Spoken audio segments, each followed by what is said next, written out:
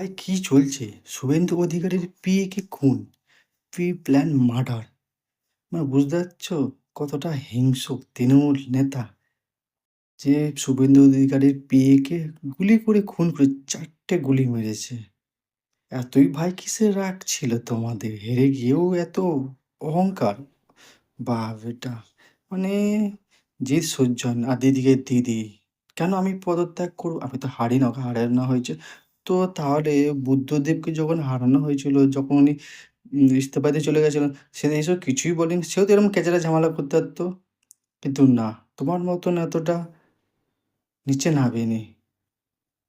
তাই না দিদি? যে তুমি আপনার নিজের হার স্বীকার করতেই পারছেন না।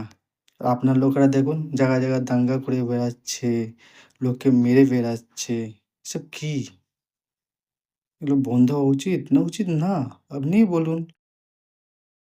কেন পার্টি পলিটিক্স মানে ভাই কোনোদিন কাউকে ভালো ভাববেন না। যে এই পার্টি ভালো, ওই পার্টি ভালো। কেউ ভালো না, আবার কেউ খারাপ না।